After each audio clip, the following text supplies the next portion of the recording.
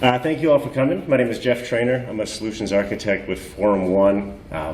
We do a lot of Drupal work with mission-driven organizations, government, nonprofits, think tanks, hospitals, all sorts of work.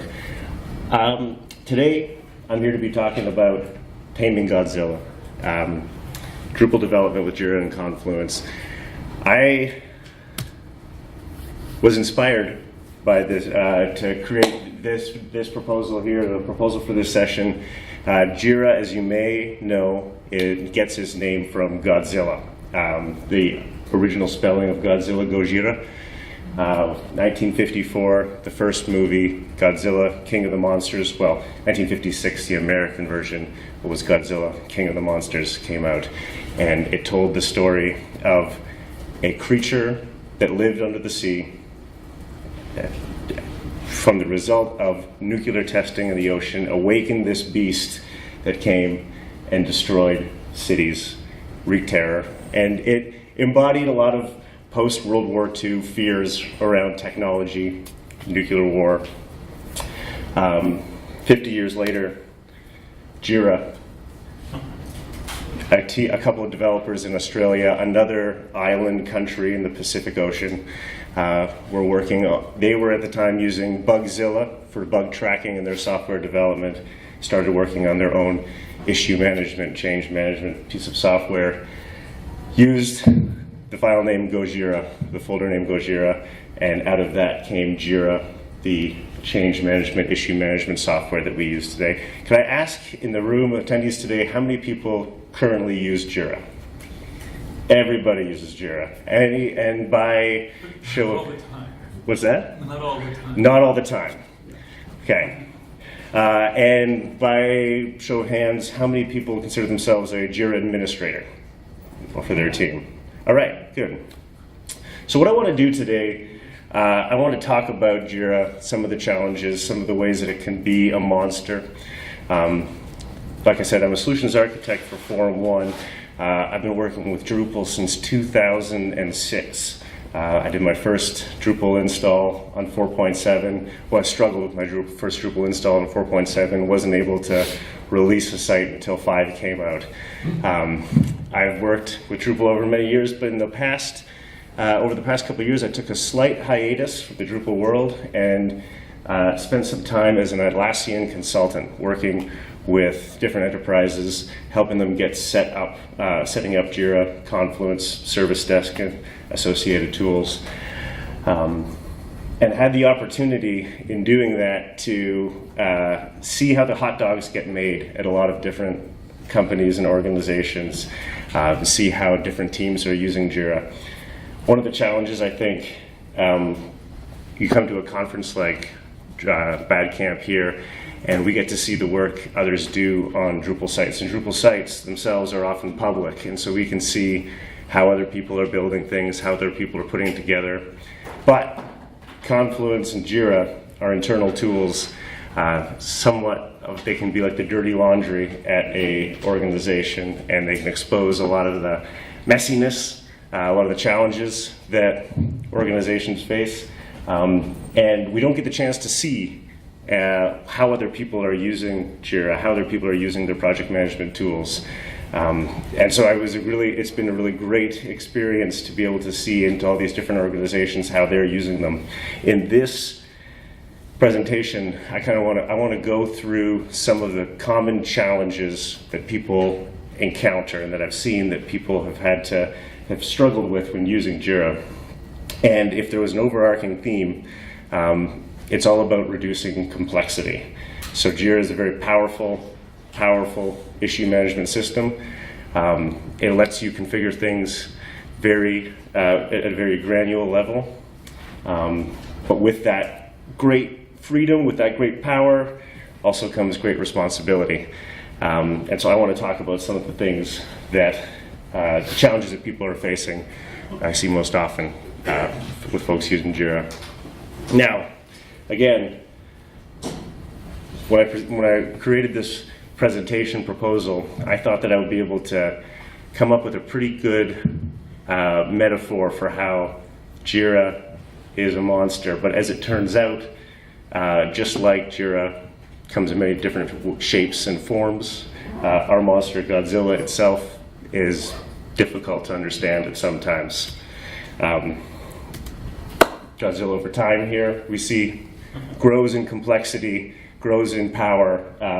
If you look towards 1998, we get one of the biggest JIRAs, most complex Gojira Godzillas, and also the most universally reviled film, the 1998 Godzilla, so much so that the character from that Godzilla gets killed by a subsequent Godzilla in a future movie. But as Godzilla gets bigger and stronger and more powerful, it causes more problems. Godzilla also has different, throughout the series has different uses, different purposes, different reasons for existing. Sometimes he's fighting aliens. Hedorah is a smog monster from another planet who came to terrorize Earth. In that case, Godzilla's maybe on our side because he's helping us defeat the foreign monster. Biollante was taking Godzilla's DNA, splicing it with a rose bush, and we have an ecological, environmental terror to deal with. And Mechagodzilla, this was humans' response to Godzilla, making our own Godzilla in order to tackle and deal with the creature and beast that is Godzilla. One quote, though, that I want to pull out and kind of set the stage for this presentation from the Dr. Yamane in the first 1954 Godzilla King of the Monsters. They were so wrong. Godzilla should not be destroyed. He should be studied. I hope that as we go through this presentation, I can share with you some of the kind of core principles of JIRA, some of the challenges in tackling and dealing with those components of JIRA, and how to best use it. So I should introduce, it seems like most people here are familiar with JIRA. There are 3 flavors of JIRA currently that Atlassian sells. We have JIRA Business, which is your traditional change management, task management JIRA. We see a lot of non-development teams using JIRA Business now for managing campaigns, managing ongoing work. When we're not needing to integrate with development tools, when we're not carrying out our work in a formal Scrum or Agile manner, JIRA Business helps us get that kind of work done. JIRA Software, that powers our Agile software development, and I should mention, or I should make note here, that JIRA ultimately is born in Agile development. So a lot of teams try to take a Waterfall approach and make it work with Agile development. If you're using JIRA software, please be using an Agile approach. Otherwise, things like JIRA Business might be more suited for you. And finally, JIRA Service Desk. We're not going to talk a lot about JIRA Service Desk today, but JIRA Service Desk is a help desk built on top of JIRA, allowing you to interface with your customers, track SLAs against issues and requests, organize your issues and requests into a queue. JIRA Service Desk in particular, for folks, and actually by show of hands, how many folks here work for a Drupal agency? And how many folks are Drupal freelancers? And how many folks work for a company that uses JIRA? All right, or uses Drupal, sorry, good. We have a good mix in the room. So for those folks who are from the agencies or folks who are freelancing, JIRA Service Desk is something really interesting to look at in terms of dealing with your customers, doing ongoing support, and at less than 3 users a month. If you have less than 3 Service Desk agents, it's a very affordable $10 a month in some cases. Help desk to set up. Of course, Atlassian, the more people use it, the pricing increases. If you're going to be considering JIRA Service Desk for your full customer support offering, you need to be ready and serious about it. So I wanted to talk about some of the common pitfalls that we see, some of the challenges we see in putting together a JIRA configuration, setting up JIRA for your organization. First one, I'm going to walk through basically how a project is structured, but all too often within a JIRA setup we have too many issues.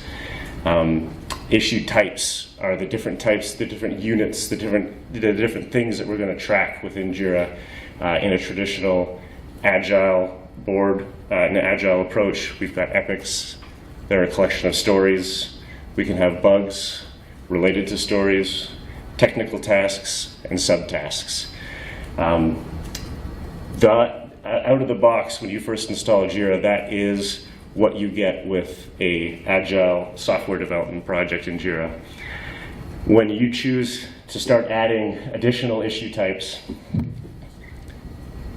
I want you to make sure that you determine which issue types you're actually going to be using and define with your teams how you're going to use those issue types. So we'll often see folks creating additional issue types, things for something like a QA task, an approval task, separate issue types that provide some sort of logic, some sort of perceived business logic or benefit to how you're going to organize information in your project. But for the most part, what comes out of the box, used properly, you don't need to add that additional complexity and make things confusing for your users. Oftentimes, we have too many fields. If you've administered a JIRA project, fields break down into the way we manage our fields within JIRA. We have custom fields that you can add. You've got a repository of different fields. These can be fields of, and if you've built a Drupal site, this is where the logic of managing an Atlassian JIRA implementation makes a lot of sense. But our custom fields act the same way they do as our custom fields in Drupal. We can have text fields, text areas, radio buttons, checklists, select boxes, multi-select. Our custom fields can be shared between projects, and if there's one piece of advice that I can offer is that we, whenever possible, reuse the fields throughout your JIRA implementation. So if you have an approver field set up in one of your projects and it can be used in another project, we want to reuse that. If you see custom fields can then be given their own field configuration, you can define how differently a field behaves within a project, but we're going to still store that field information in a single data point. This makes it searchable. This makes it easy for your end users who are moving between projects. They understand how fields are behaving and what fields are used for. We want to standardize that throughout a JIRA configuration. One of the most important reasons for this is not only just for ease of use, making things familiar to your users, but the more fields you have, the more that needs to be indexed, and the bigger impact it's going to have on your performance. So fields, unlike some other configurations, do have a dramatic impact on your JIRA performance, especially if you're hosting it on your own server. Conversely, screens are how we display our issue types, and in many cases, you may not have enough screens. So screens define how we interact with our issues. We can have many fields available on an issue type, but our screens give us the control over which fields we want to present at which times to the user. A screen itself can be used for two purposes. You can have an issue type screen, so when you're doing one of three things, if you're viewing an issue, if you're creating an issue, or if you're editing an issue, those are defined by the screens that you're going to create. And all too often, people will create a new issue type, leave those three things the same, and clutter up their screens with a lot of unnecessary information. When somebody is creating an issue initially, do you need to have all of the subsequent screens available on that create screen? Our screens give us the ability to really control the user interface. So unlike the performance impact that we have when we're creating too many fields, we have to index too much, our screens themselves are defining what our people are going to see, and you have that ability there to control specifically what your users, how they're going to be interacting, when data is going to be collected, how data is going to be collected. So again, being very intentional about what information is being collected on the create issue screen, what we can see when we edit a screen, and then what we can see when we view a screen. Transition screens are the screens that appear on workflow actions. And this, again, is an opportunity to improve the interface, to make JIRA easier for your users to use, and to encourage particular types of behavior. So, when we transition an issue from in development or in progress to ready for QA, for example, in our workflow, do we need to collect anything from the developer that they need to include in that issue to hand that off so that it can properly be tested? Have we already had our acceptance criteria in that, and are there any comments that need to be collected about that acceptance criteria? So our screens give us the most control over how your team is going to be interacting with that data. And in my opinion, this is often forgotten or left to the end. We create our issue types, create fields, but we don't put the time and care and attention into making sure that we're presenting those issue types to our users, collecting information in the right manner. Again, workflows, we probably have too many. And now with our workflows, a challenge that a lot of organizations, a lot of development companies face is that their teams interact with each other differently. Their teams may have very specific requests about how they want their workflow to work, and so a tendency with the tool is to start going about making as many custom workflows as you can in order to provide specific teams, specific groups of people with the functionality that they need. This can kind of create a lot of unnecessary complexity in your workflows, unnecessary complexity in your organization as people move between teams, as people start working on different projects, have different workflows. With workflows, people are often trying to solve a process problem with a technological solution. So whenever possible in creating your workflows, it's important to try to reduce the amount of complexity wherever you can. So the process itself, the way that your team works together, should drive how a workflow works. Don't let a workflow try to determine how your team works. A lot of power is given to a JIRA administrator because they have the ability to really define how things get passed and move between people. It's important here not to abuse that power. That your process, take a look at how your team is working together, what's successful in the real world, and how your workflow can support what's already working, as opposed to trying to corral and fix process problems at your company with technological constraints in your workflow.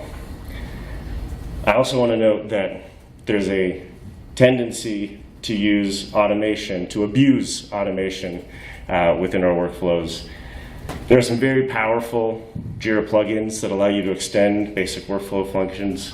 I'll highlight miscellaneous workflow extensions and the JIRA workflow toolbox as two very popular plugins that give us all sorts of conditions that we can place on when a transition can be made, all sorts of post functions that can do certain things when a transition happens. And then a third plugin I want to mention called the Bob Swift, or it's called the Create on Transition for JIRA plugin, which allows you to create new linked issues on transition. You can make all sorts of really powerful, interesting stuff with those three plugins. What are the first two again? JIRA miscellaneous workflow extensions and the JIRA workflow toolbox. What they give you are a set of predefined conditions. For example, we are only going to let this issue transition to the next status if all of the subtasks are complete, or if all of the linked issues are complete, or only a certain user or person can make this transition. What was that last one again? JIRA Workflow Toolbox, and JIRA Miscellaneous Workflow Extensions, and JIRA Create on Transition.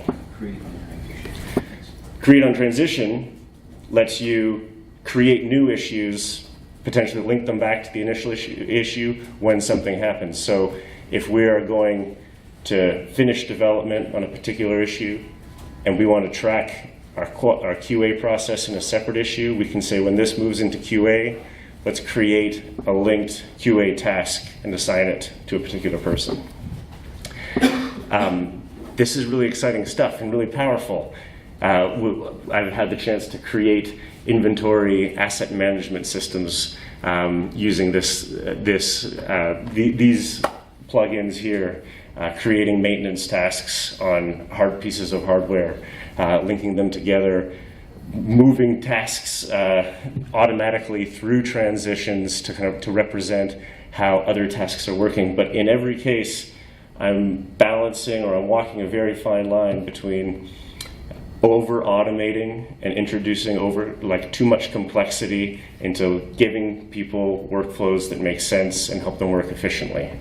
I would say, as a rule of thumb, something to consider when you're creating automation in your workflow, think about what's being done, how much effort.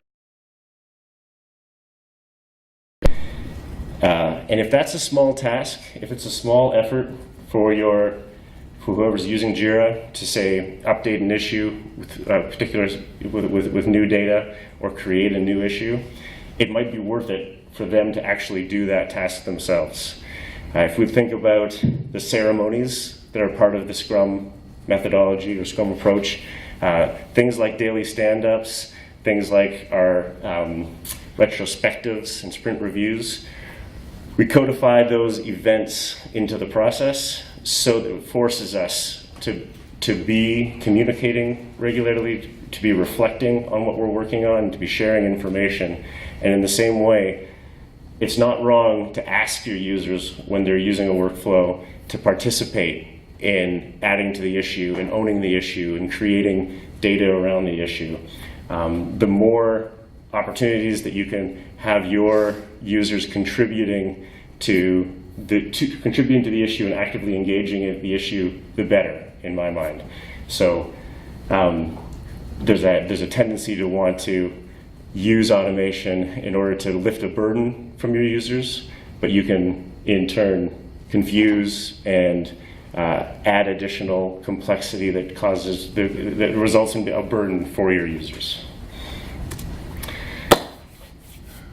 I want to talk about permissions as well. So there's a good chance you don't understand your own permissions. JIRA's permission schemes are actually quite straightforward. If you go to your administration section of JIRA and you look at the permission schemes, there are a bunch of rules set forth in plain English saying a user can do this, or this set of users, or this particular user, or this group of users. For example, who can set watchers on an issue, or who is an assignable user. And yet permissions always seem to confound people in how to use them and how to best approach them.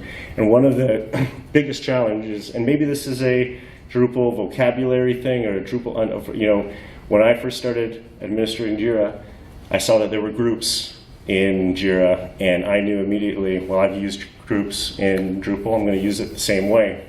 And groups are different from roles and are often not used properly. People want to use groups in order to provide specific permissions to people, give people access to do things. But groups should be used primarily for system-wide organization of users. So if you have a particular type of user, your developers, your regular JIRA users, anybody who can log into the site, contractors, vendors, we're defining with groups how people are going to behave across the entire system of JIRA. And then with roles, it allows us to then target those permissions for specific projects. So we can say a role can do this in JIRA, a role can add watchers, a particular role can be an assignee, and on a project-per-project basis, then we can start putting users into roles as needed. So a tendency may be, I want somebody to be able to administer this project, be a project administrator in JIRA, and so I'm going to put them into the project administrators group. That might give them the ability to administer all of your projects across JIRA, unless you go and create individual permission schemes for each of your projects. The more permission schemes there are, the more complex it is, the more difficult it is to figure out why somebody can't do something in this project. But by using roles, you have the ability to target and specify particular groups in this project can have this role. Particular users in this project can have this role and inherit those permissions. So roles separate the permission scheme from the actual project permission settings, and people tend to ignore roles. So when you're thinking about how people want to manage their permissions and what people can do in JIRA, don't forget about roles. The biggest takeaway here. Oftentimes, another challenge, people don't know when to use Scrum and when to use Kanban.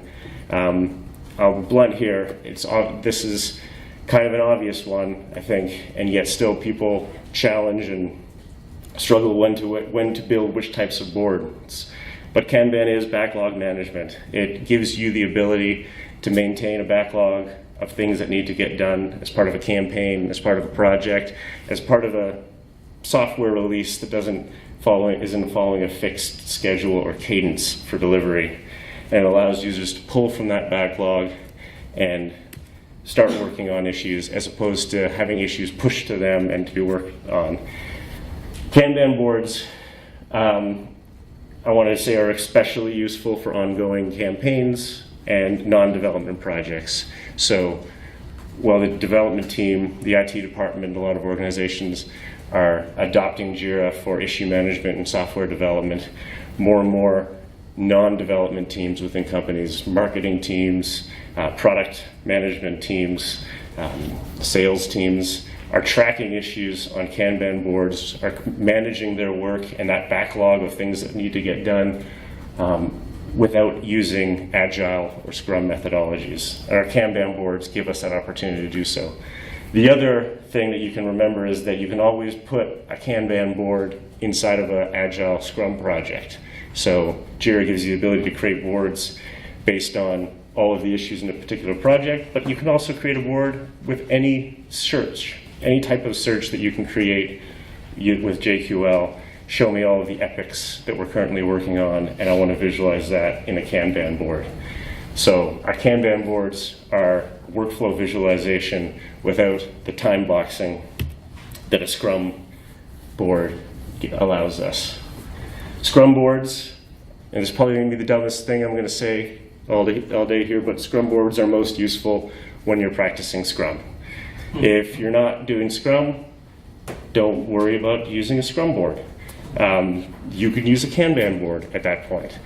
In order to get the most benefit from using a Scrum board, you really need to be planning your sprints, managing your development in quick iterations at a fixed cadence, and using the Scrum practices that make this a valuable exercise. Again, JIRA is at its core an Agile and a very Scrum tool.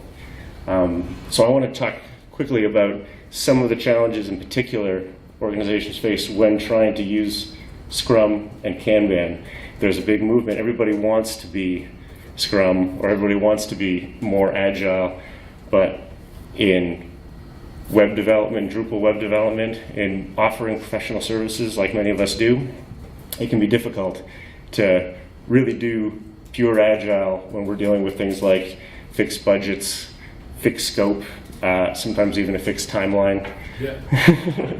That doesn't give us the freedom to be Agile as we would like to be. So I want to point out just a few very important things that I think are missed for teams that are trying to adopt more Agile methodologies. when using JIRA. So estimating is something that doesn't get done. And this is, again, not a technology problem. This is a process problem. But estimation doesn't get done that often. It often gets forgotten, and we miss out on the ability to report against, as well as really plan our sprints if we don't do estimating properly. There are two ways that you can estimate on an issue, and JIRA supports both of them. I mean, there are probably many other ways, but the two primary ways that JIRA supports are you can estimate with time, how much time do you think it's going to take, and you can estimate with story points. And I want to make the case here, in my experience, and from what I've seen, that you should estimate time for things like epics and large pieces of functionality. When we're going to look at how much time it's going to take us to deliver something, if we're crafting a SOW to work with a customer, look at those high-level items and identify how much time we have and how much budget we're anticipating. But when we go into the estimation of individual tasks, individual user stories in particular, I really want to encourage people to use story points.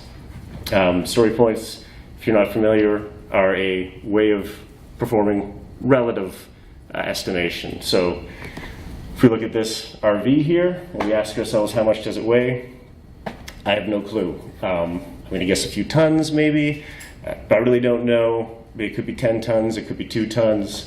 It's hard for me to provide a real detailed answer, not having experience with the weight of RVs. But if we look at the relative weight, I can tell you with a little bit more authority how much more this RV weighs than, say, a car, how much less it weighs than a yacht, a motorcycle, an SUV. This gives me a better sense of the complexity, the level of effort that's going to be required in relation to other things that I'm working with. The way that, did you want that? That may be a good way to communicate. Yeah, we're not looking at the specifics here, we're looking at the relative amount of effort, and this is helping us when we have teams of people with varying levels of experience as well. What I may estimate to complete in 7 hours, you may estimate to complete in 2 hours. Yeah. But go ahead. If you don't mind the interjection, there's one relatively well-known Agilist who spoke in the Bay Area about a month back, and he was arguing that the estimation effort is probably not worth it. Rather, you should make an effort to make each little story relatively the same, and then just track the number of stories. It's probably more accurate, he said. That's not bad advice. That's good. Yeah, I mean, having that level of relative size. Yeah. Go ahead. I started using AHA for this, actually. Oh, yeah. And it allows you to do more than just a point. Like you can have specific weights for specific kinds of people. So about a third of the weights are specifically towards product owners. About a third are towards business owners, and about a third are towards the developers.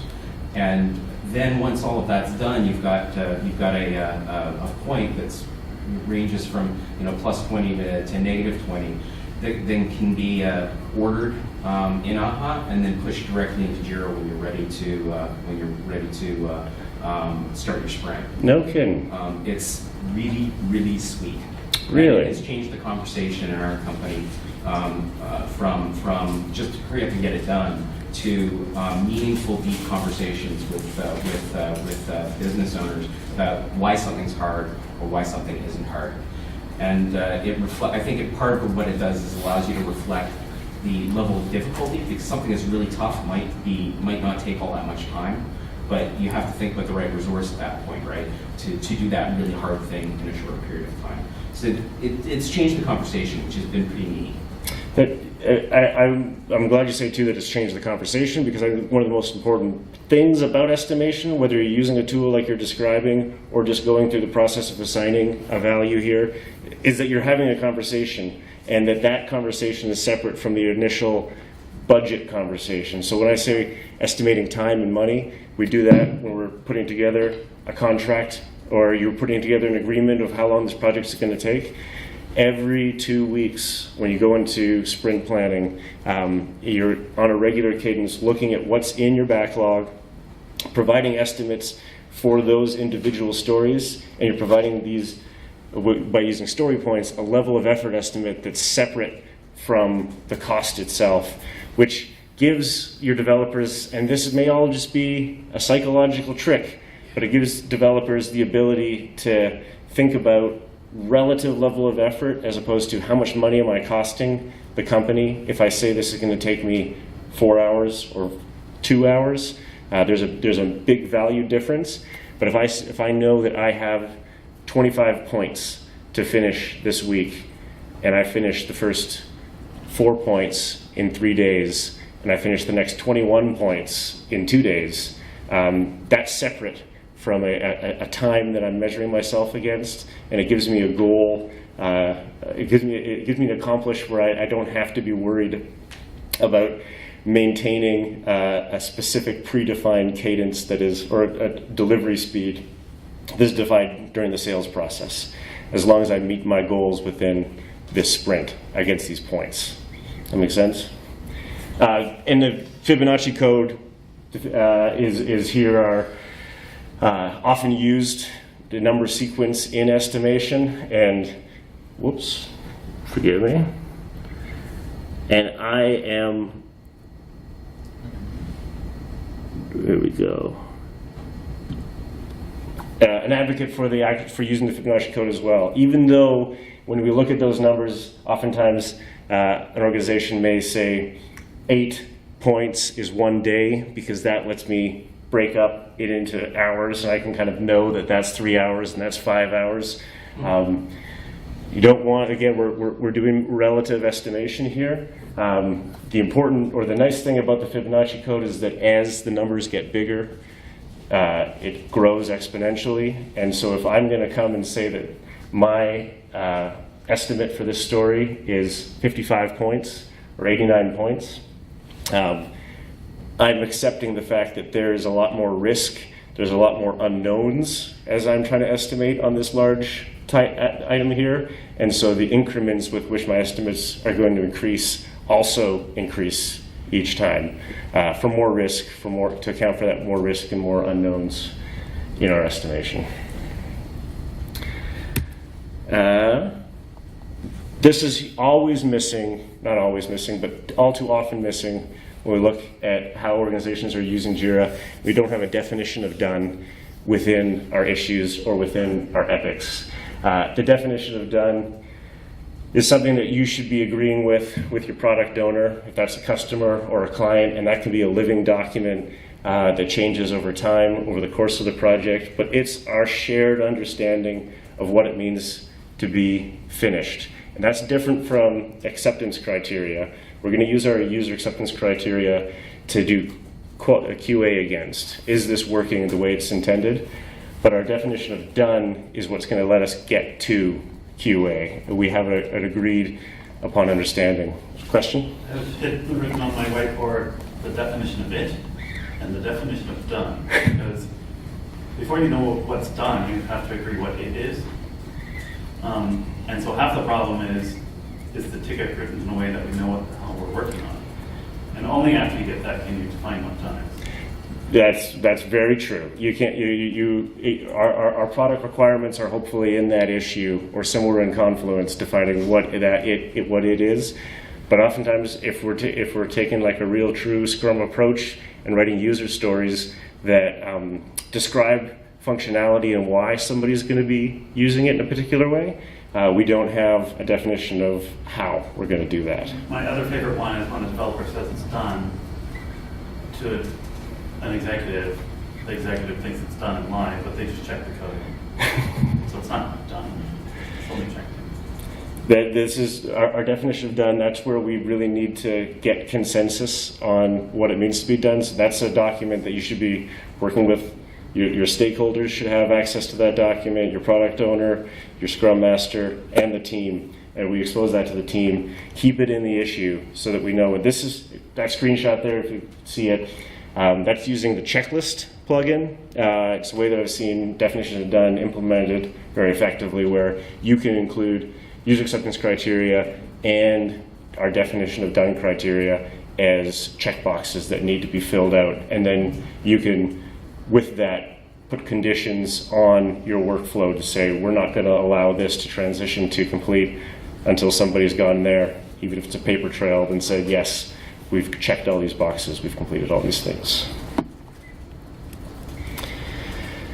And this is another one. People are often mixing up business value with priority. And the very simple way that I like to think about it is the importance of an issue measured in its financial value is the business value. And that's not always the easiest way for people to think about it. I mean, especially when we're working with nonprofit organizations who don't want to really think about things in a monetary value, but want to think about things in an impact value.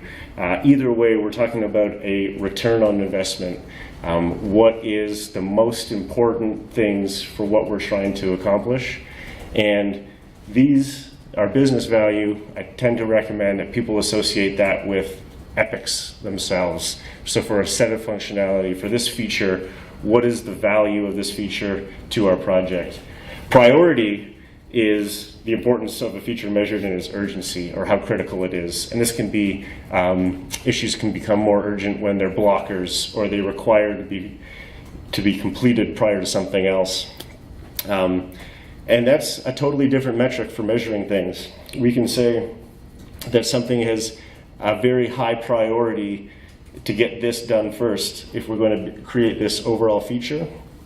But if that feature has a low value, has little value to the overall product, we're going to deprioritize that in the grand scheme of things. So we often see people using priorities and ignoring business value, or using the priority field itself to try to describe the value of an issue, or the value of a story to its product.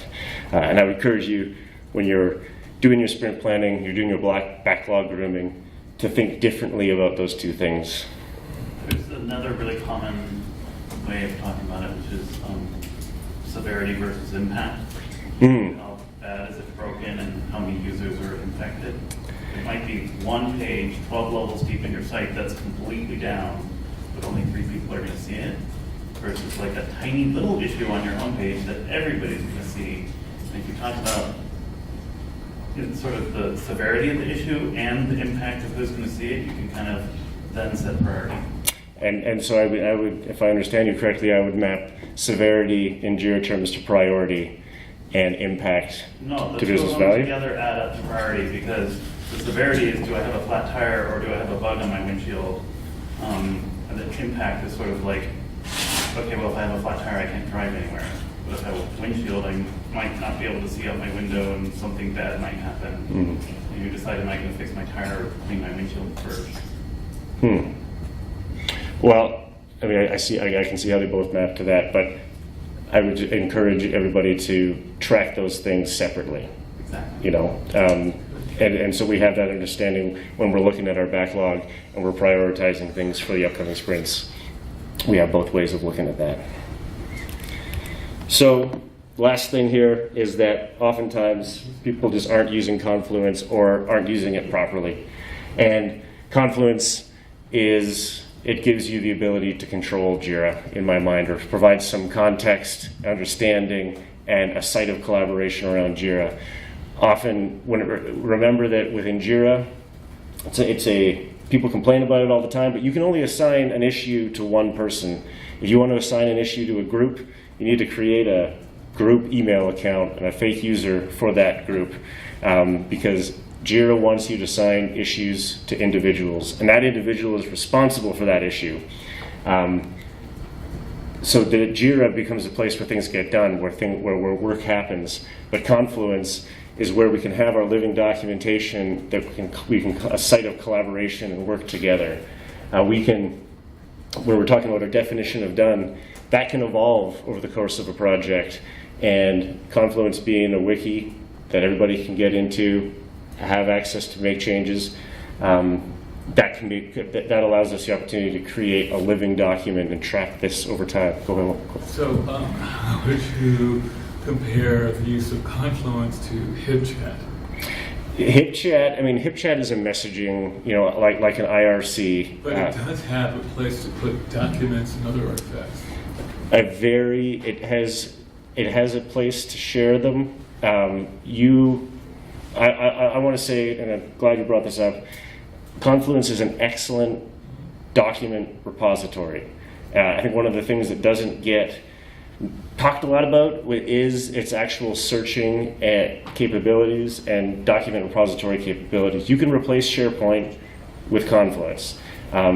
With the design documents are a great example where designers will create mock-ups for this new section of the site that we're working on, and we'll go upload them to JIRA issues. That issue is assigned to one person. You can't really search against the attachments in there. If they make a new revision, it just gets attached to the issue, and you kind of have to look at file names to see which file is the most recent one, which one I should be using. If you create your product requirements in a collaborative space in Confluence, you create your first draft of the design mockups, and then the designer makes some revisions, uploads that to the same page. Every old revision is stored, is searchable against. You can revert back to old versions, but only the most recent, newest one is displayed to the user. Also, with search, all of your documents are uploaded. If they're Word documents, PDFs, Excel spreadsheets, PowerPoint, text files, HTML files, the words inside of the document are all indexed and searched by Confluence. I always encourage people to manage their requirements. There's a tendency to want to try to manage and decide how things are going to work within the JIRA issue. Do that together in Confluence where everybody has access, where it can be easily searched, where we can store our revisions, and then include the specific definition of done, the acceptance criteria, and a link back to our Confluence page to where those requirements are, because those requirements change, and we want to have that in a space where everybody has access to it. Confluence is absolutely great for I'm making a document and it's going to be a record. It's so terrible for interactively building things, and it's sort of too bad because Jira is all about working together and getting things done. And it's just so hard to get people not to use Google Docs because they can just do everything live. Confluence is a bitch.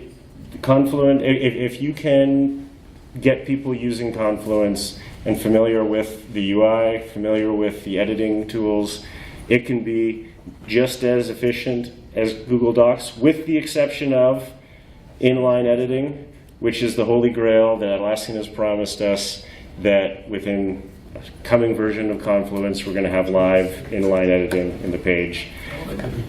So that's exciting. But it would be more awesome if you just made tools that make Google Docs work. I've run out of time. I need to conclude. I want to bring it back to our friend Godzilla, though. Godzilla is, at the time post-World War II, the embodiment of our own fears, reflected our own society. I would suggest that JIRA and Confluence reflect your organizations better than you can imagine. That I remember being told when I was young that if you want to know somebody's priorities, take a look at their calendar and take a look at their bank account, and you're going to know what's important to them. If you want to know what's important to an organization, that bank account is Confluence, that calendar is JIRA. JIRA's when are we getting things done, what do we have scheduled, and our Confluence is our investment. How are we investing our time, how are we investing our efforts? And they say a lot about an organization. So I want to thank you all for your time. I work again, of course, with Forum One. We provide these consultation services and help people improve their use of Confluence. I suggest that anybody who's thinking about making changes to their Confluence and JIRA configurations start by looking at themselves, looking at their process, looking at their organization before trying to fix things with the technology. And we'd love to help you do that if it's something you're interested in. So thank you all for your time. These are the plugins referenced. come back to that. Oh, yeah. Oh, yes. Thank you so much. Hey, thank you. Thank you.